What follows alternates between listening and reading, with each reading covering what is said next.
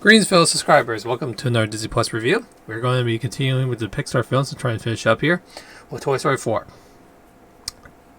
This one boggles my mind because, first of all, the thing is, I thought Toy Story 3 was done. Oh, yeah, franchise was done with Toy Story 3. Perhaps there's a little more story to it than they realized. So then they decided to get Toy Story 4 to be in the mix, which I thought was a great idea, to be honest. Alright, it's direction debut of Josh Cooley. Awesome job. Screenplay by Andrew Stanton. Nice. And Stephanie Felson. Of course, John Lester was the story thing before he left the Pixar and Disney Animation Studio. Stars with, of course, Tom Hanks and Tim Allen, with Woody and Toomey and Taylor. I mean, Buzz Lightyear. So, they pretty much got the guys from the third one. And of course, they got Andy in this one just a little bit. It's a little cameo for him too. So set after the third film, the Toy Story 4 follows Woody and Buzz as the pair and the other toys go on a road trip with Bonnie. Who creates Forky, which is she made a made-up toy for that one. A spork made with recycled materials from her school. Meanwhile, while they got to it, Woody reunited to see Bo Peep again and must decide where his loyalties lie. So, and also, this film is the last film for the animator Ellen Berg, which would die in October 8, 2018. And also, Don Rickles, this is his last performance with Mr. Potato Head, who died April 6, 2017. So, it was pretty sad to see those guys gone. But you guys did an amazing effort for it. This is a good legacy to end.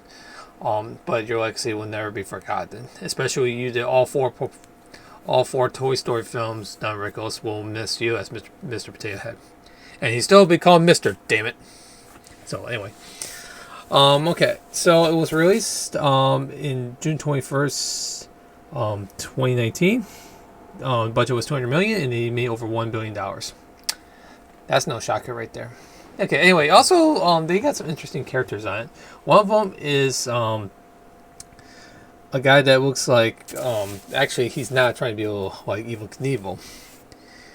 His name is Duke Kaboom, voiced by Keanu Reeves, which I thought he was an amazing character. He's so freaking hilarious.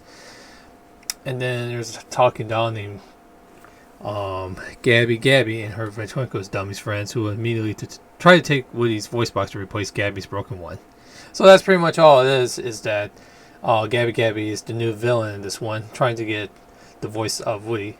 And the thing is, Forky was awesome himself, and then he just be away from it, and Woody's trying to rescue him too. And then when they got to the fair, they went to this antique shop, and they found out Bo Peep was there too. So it was very interesting bonding with those two. So I can't explain more of the story because I don't want to, spoil things right there. But it's still nice idea to do something original for this one. Yeah, I know some people, it's like, oh, this is worst of the series and stuff like that. Only tiny criticism, only tiny. But I don't think it's quite yet, because I thought this film it's like a cash grab idea. Nope. Turned out to be one of the best sequels of the Pixar industry, because I love the character development in this one, especially when they met some new toys, keep doing the thing just like they did on the last movie, and make it more fun. And it is more fun there. It's very interesting to see the county fair. Man, that place looks so real. It feels like I'm actually at the county fair. And the antique shop feels like I'm actually the antique shop as well. I'm just like, holy crap. These guys really pulled the park out for the visuals and the animation part. Oh, I feel like I'm just in a different world. Or actually, I'm in a different area in the United States. It's like, wow. Hey, cool. Nice. So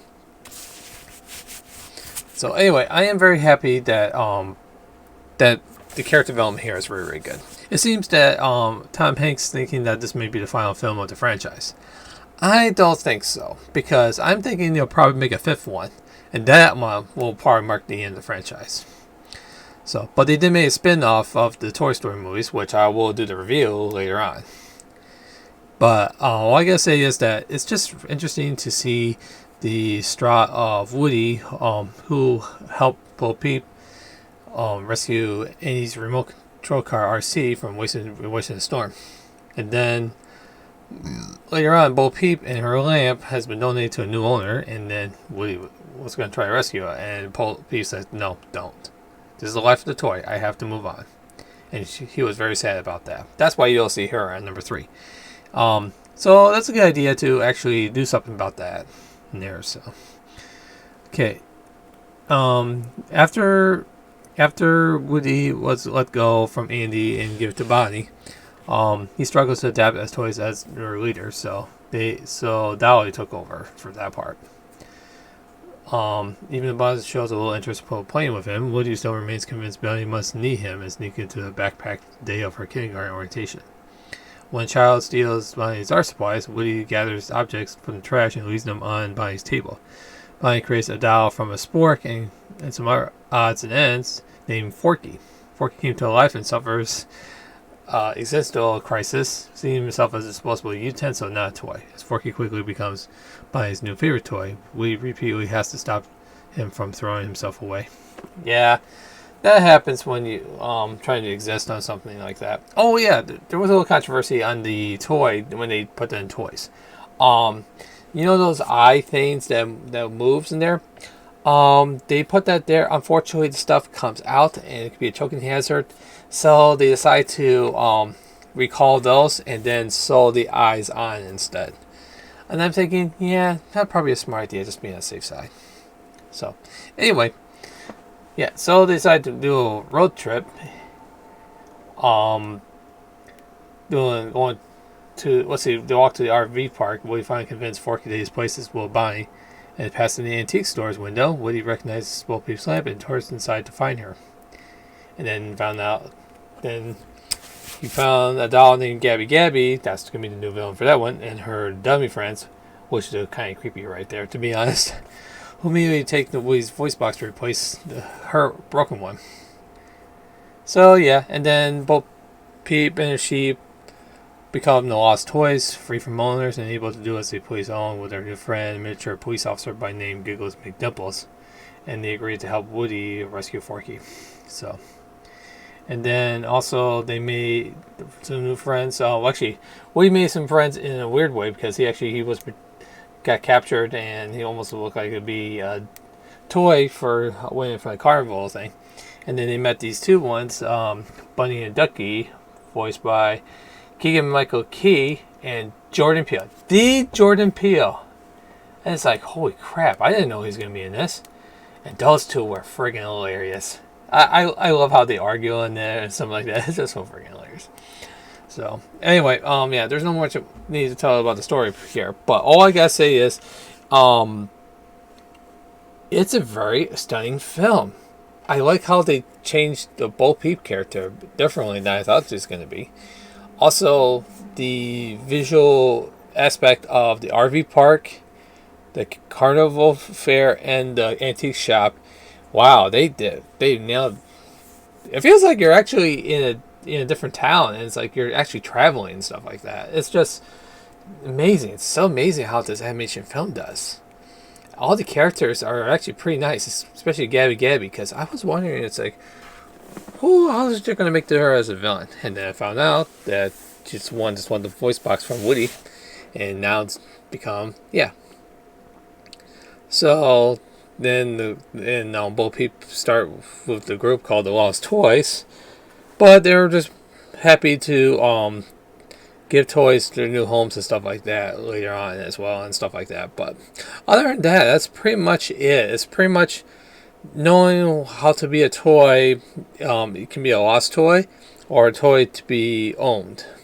That's pretty much what the aspects is going to be about for this movie, and I do like that idea. They just need to continue on for that one. And you know what? This will be sad if this is the final film for a Toy Story franchise, but it seems to me it doesn't look like it's going to be. I'm thinking they might make a fifth one to maybe end the whole thing in a good way. So we'll see what happens in the future for Pixar for Toy Story. But all I gotta say is that the spin-off may not get high praise there, but like I said, I will review that one along the road. So anyway, so yeah. Everything is perfect. It's equally as impressive as the first three. Direction, animation, written, voice cast, cinematography. Yeah, they're all perfect to me. And I definitely will have to watch this again and again and again because it's so awesome to see this film again. Can we get Toy Story 5? I'm sorry, I hate to say it, but can we get Toy Story 5? Because I would love to review that one. That would be so much awesome to review it. So I'm going to give this one 5 out of 5. Easy. Yeah. All Toy Story 4 films are on Disney Plus. I was going to say, I'm going to say Disney Pixar. I don't know why. Anyway, yeah, they're on Disney Plus. Yeah, please go see them. It's an excellent series, and you're going to thank me for it. Trust me. Anyway, well, that's it for this review. Let's go see what Pixar will give me next. Stay tuned for that. Thanks for watching. All the movies, cartoons, and reviews I do are on Disney Plus. Make sure to follow me on TikTok, Twitter, and Instagram. Give it a thumbs up if you like the video doing that way, and also share the comments below, and also subscribe. And I will see you on the next review.